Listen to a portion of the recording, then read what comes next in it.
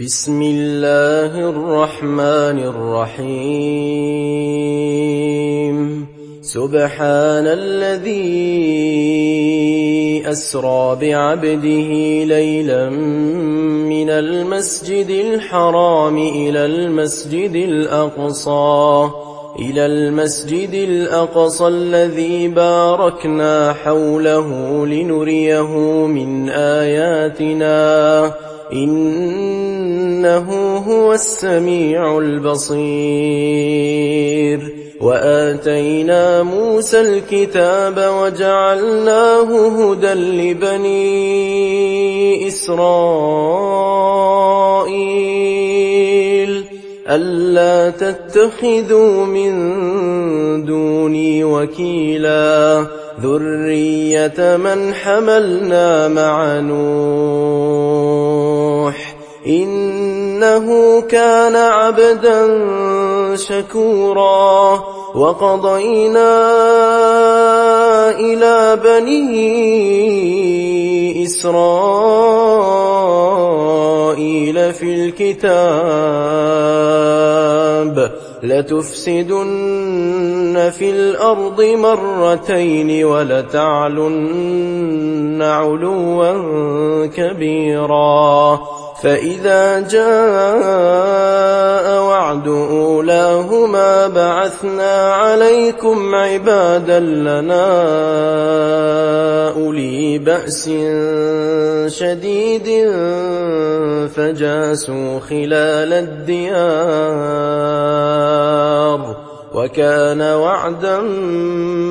مفعولا ثم رددنا لكم الكرة عليهم وأمددناكم بأموال وبنين وجعلناكم أكثر نفيرا إن أحسنتم أحسنتم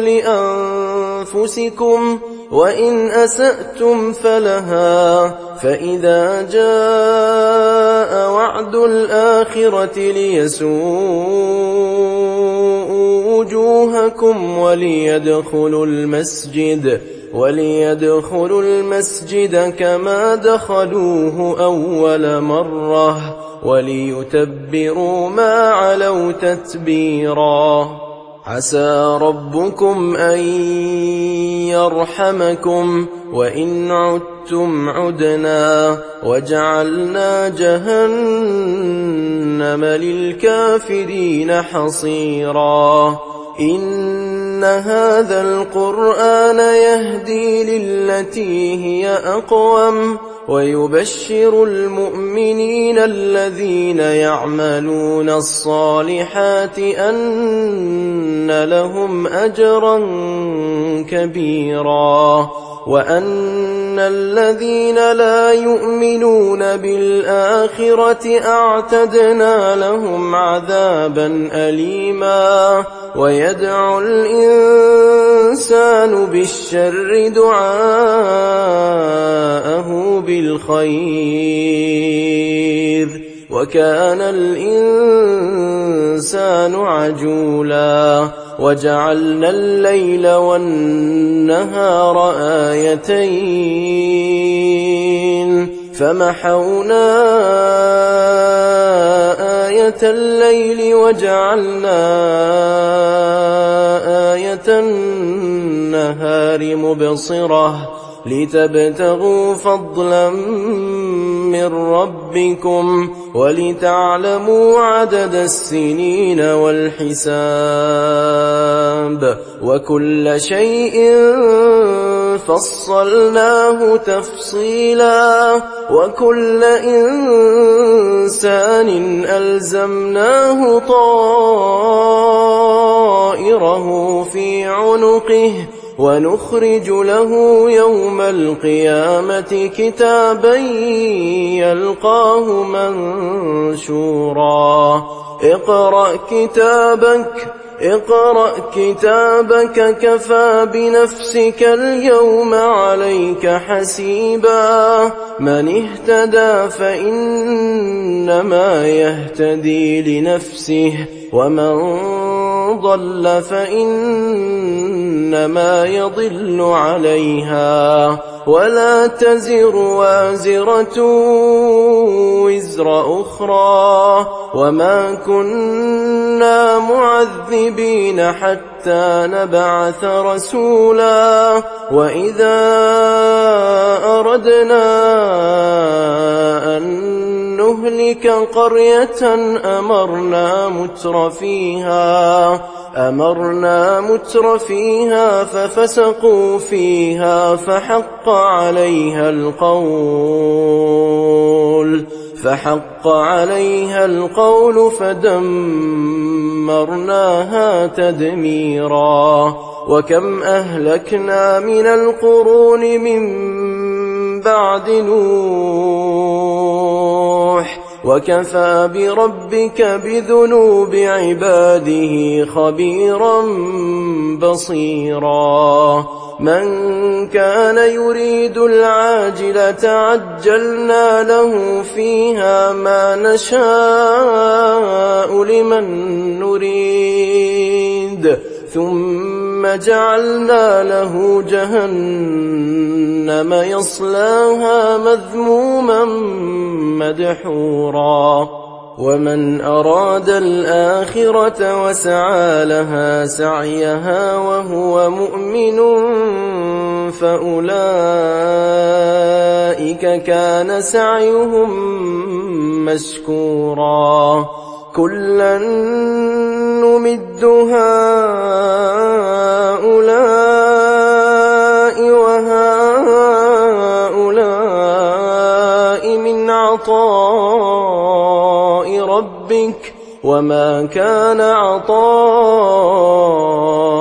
ربك محظورا انظر كيف فضلنا بعضهم على بعض وللآخرة أكبر درجات وأكبر تفضيلا لا تجعل مع الله إلها آخر فتقعد مذموما مخذولا وقضى ربك ألا تعبدوا إلا إياه وبالوالدين إحسانا إما يبلغن عندك الكبر أحدهما أو كلاهما فلا تقل لهما أف ولا تنهرهما وقل لهما قولا كريما واخفض لهما جناح الذل من الرحمة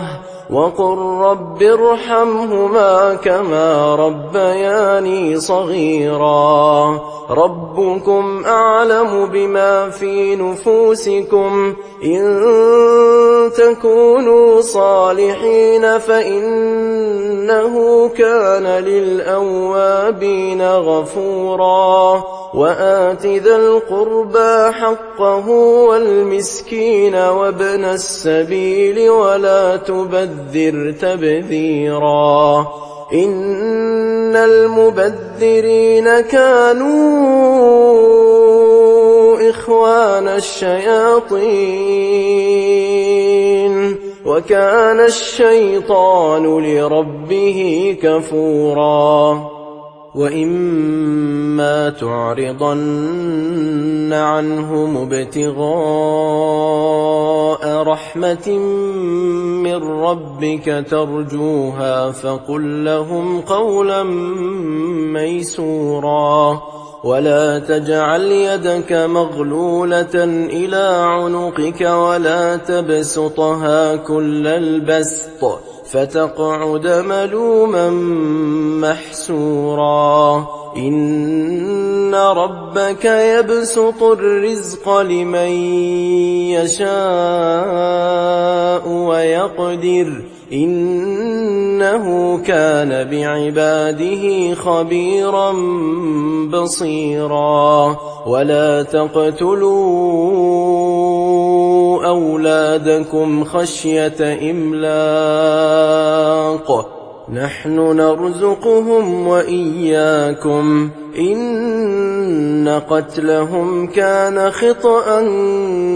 كبيرا ولا تقربوا الزنا إنه كان فاحشة وساء سبيلا ولا تقتلوا النفس التي حرم الله إلا بالحق ومن قتل مظلوما فقد جعلنا لوليه سلطانا فلا يسرف في القتل إنه كان منصورا ولا تقربوا مال اليتيم إلا بالتي هي أحسن حتى يبلغ أشده وأوفوا بالعهد إن العهد كان مسؤولا وأوفوا الكيل إذا كلتم وزنوا بالقسطاس المستقيم ذلك خير وأحسن تأويلا ولا تقف ما ليس لك به علم إن السمع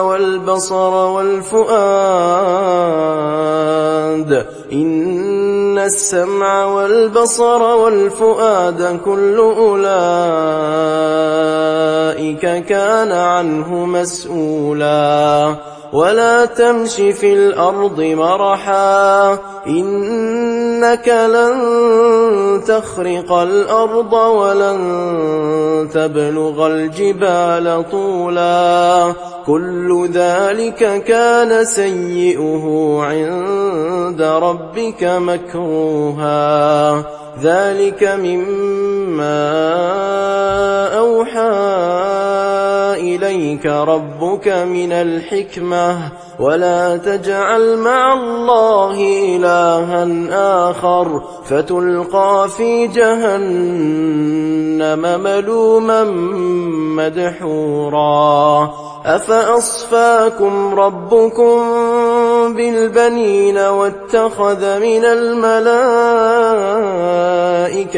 إناثا إنكم لتقولون قولا عظيما ولقد صرفنا في هذا القرآن ليذكروا وما يزيدهم إلا نفورا قل لو كان معه آلهة كما يقولون إذا لابتغوا إلى ذي العرش سبيلا سبحانه وتعالى عما يقولون علوا كبيرا تسبح له السماوات السبع والأرض ومن فيهن وإن من شيء إلا يسبح بحمده ولكن لا تفقهون تسبيحهم إنه كان حليما غفورا وإذا قرأت القرآن جعلنا بينك وبين الذين لا يؤمنون بالآخرة حجابا مستورا وجعلنا على قلوبهم أكنة أن يفقهوه وفي آذانهم وقرا وإذا ذكرت ربك في القرآن وحده ولوا على أدبارهم نفورا نحن أعلم بما يستمعون به إذ يستمعون إليك وإذ هم نجوى إذ يقول الظالمون إن تتبعون إلا رجلا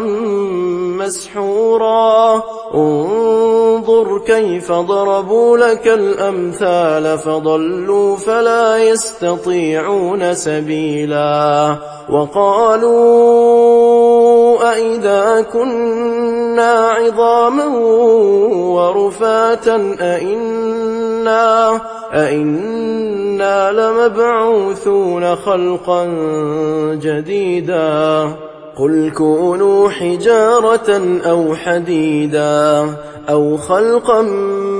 مما يكبر في صدوركم فسيقولون من يعيدنا قل الذي فطركم أول مرة فسينغضون إليك رؤوسهم ويقولون متاه قل عسى أن يكون قريبا يوم يدعوكم فتستجيبون بحمده وتظنون إن لبثتم إلا قليلا وقل لعبادي يقولوا التي هي أحسن إن الشيطان ينزغ بينهم إن الشيطان كان للإنسان عدوا مبينا ربكم أعلم بكم إن يشأ يرحمكم أو إن يشأ يعذبكم وما أرسلناك عليهم وكيلا وربك أعلم بمن في السماوات والأرض ولقد فضلنا بعض النبيين على بعض وآتينا داود زبورا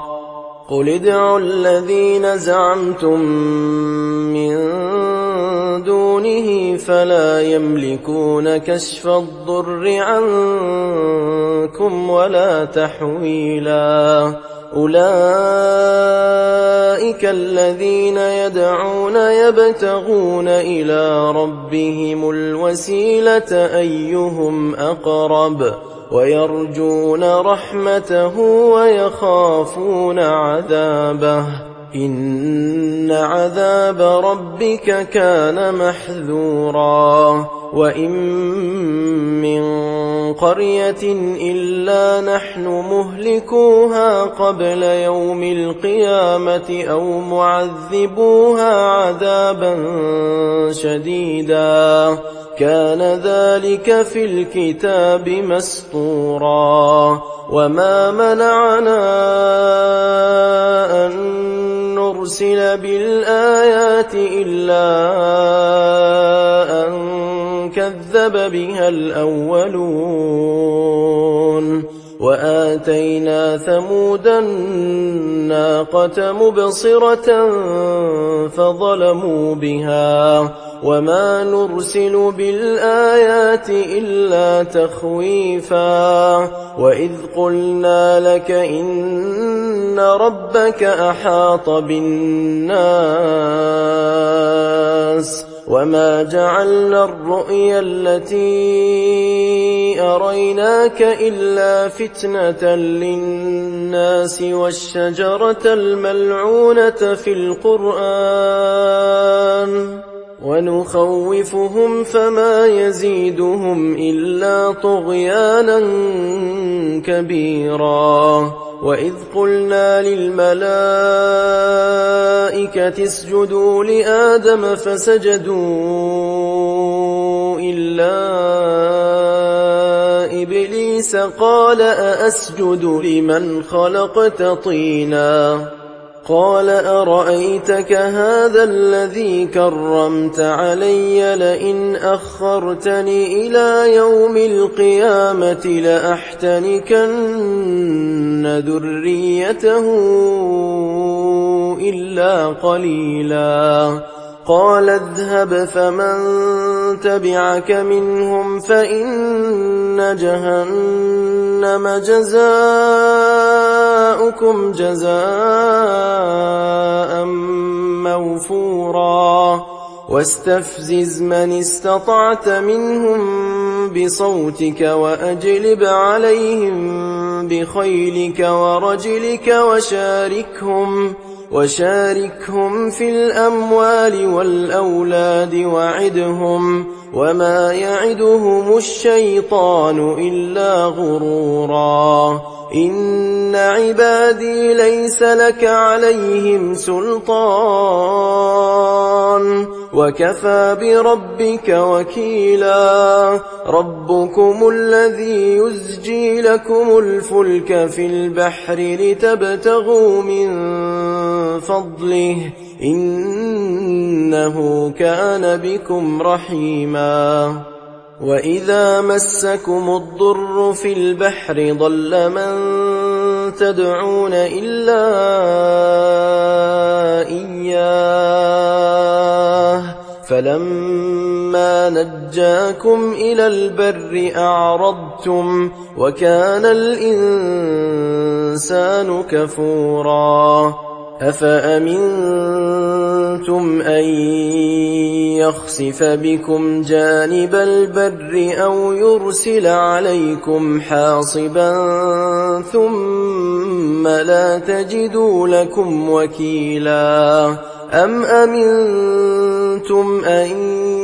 يعيدكم فيه تارة أخرى فيرسل عليكم قاصفا من الريح فيغرقكم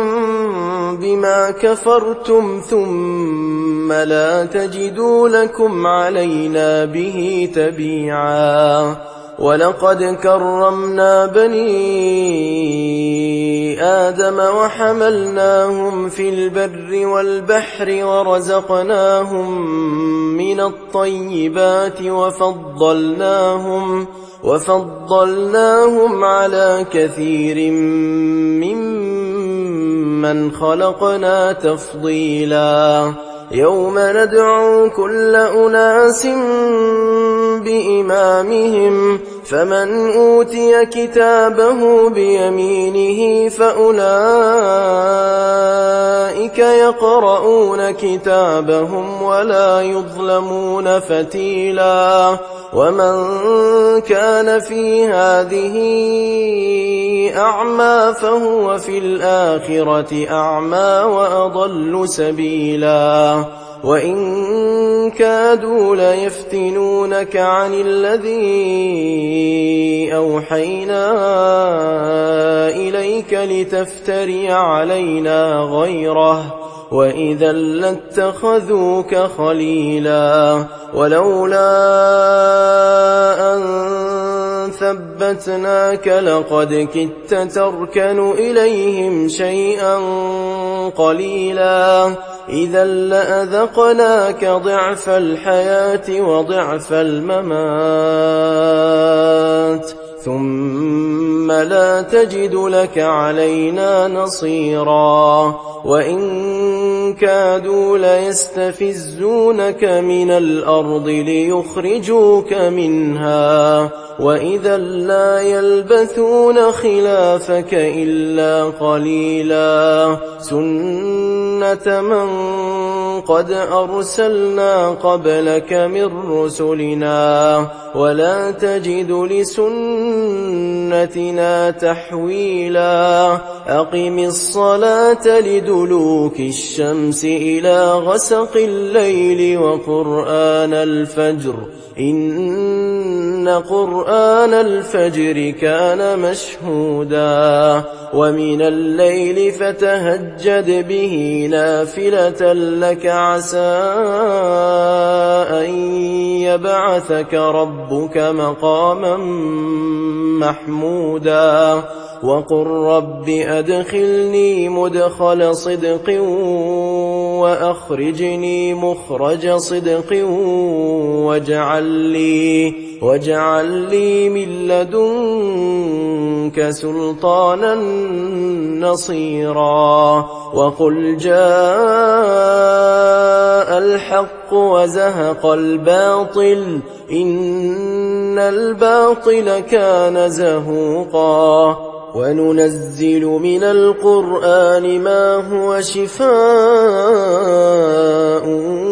ورحمة للمؤمنين ولا يزيد الظالمين إلا خسارا وإذا أنعمنا على الإنسان أعرض ونأى بجانبه وإذا مسه الشر كان يئوسا قل كل يعمل على شاكلته فربكم أعلم بمن هو أهدى سبيلا ويسألونك عن الروح قل الروح من أمر ربي وما أوتيتم من العلم إلا قليلا ولئن شئنا لنذهبن بالذي أوحينا إليك ثم لا تجد لك به علينا وكيلا إلا رحمة من ربك إن فضله كان عليك كبيرا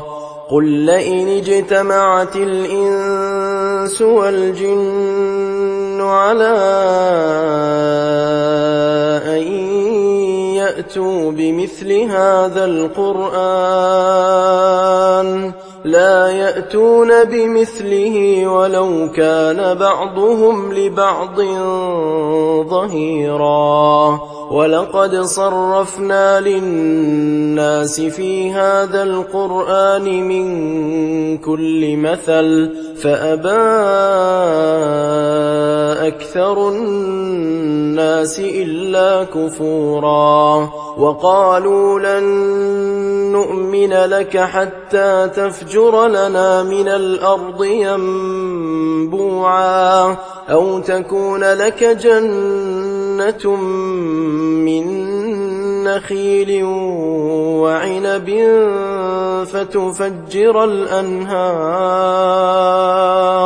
فتفجر الأنهار خلالها تفجيرا أو تسقط السماء كما زعمت علينا كسفا أو تأتي بالله والملائكة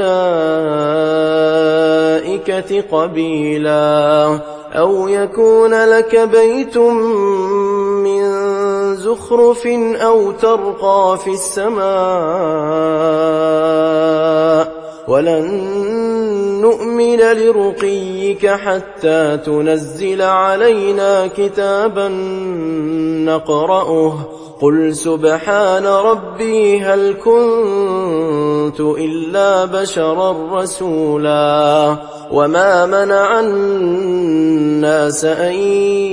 يؤمنوا إذ جاءهم الهدى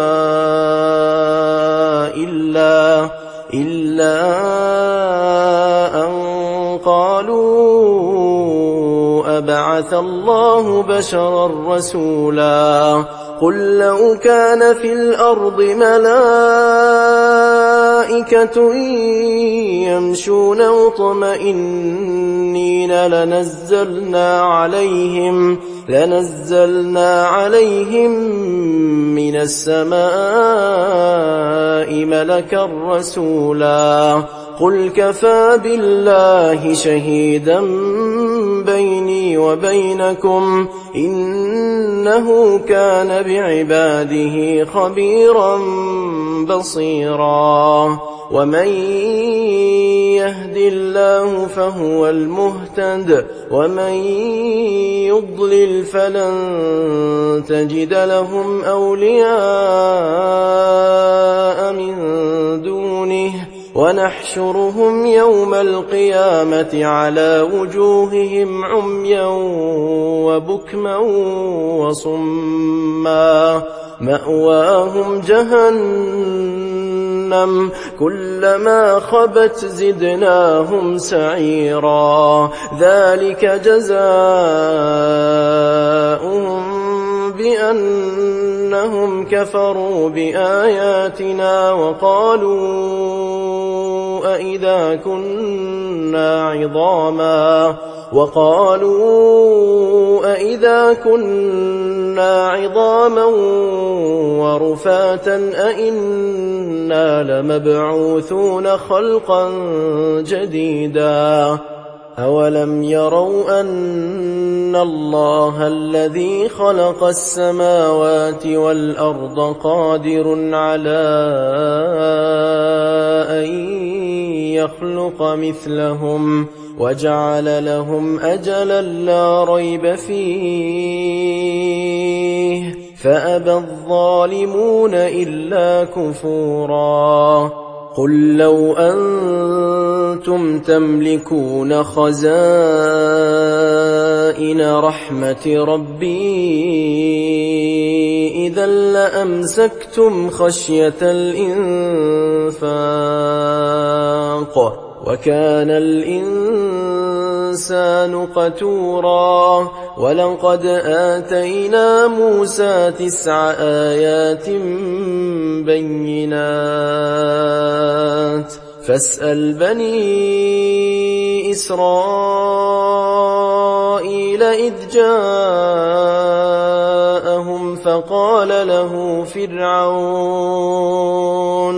فقال له فرعون إني لأظنك يا موسى مسحورا قال لقد علمت ما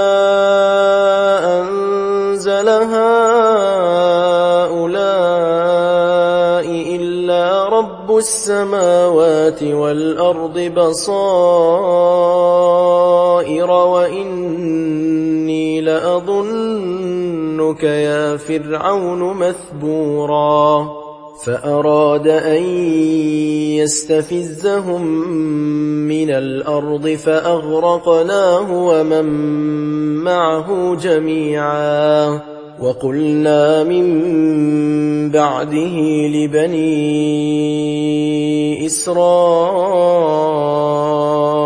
اسكنوا الأرض فإذا جاء وعد الآخرة جئنا بكم لفيفا وبالحق أنزلناه وبالحق نزل وما أرسلناك إلا مبشرا ونذيرا وقرآنا فرقناه لتقرأه على الناس على مكث ونزلناه تنزيلا قل آمنوا به أو لا تؤمنوا إن الذين أوتوا العلم من قبله إذا يتلى عليهم يخرون للأذقان سجدا ويقولون سبحان ربنا إن كان وعد ربنا لمفعولا ويخرون للأذقان يبكون ويزيدهم خشوعا قل ادعوا الله أو ادعوا الرحمن أيما تدعوا فله الأسماء الحسنى ولا تجهر بصلاتك ولا تخافت بها وابتغ بين ذلك سبيلا وقل الحمد لله الذي لم يتخذ ولدا ولم يكن له شريك في الملك ولم يكن له ولي من الذل وكبره تكبيرا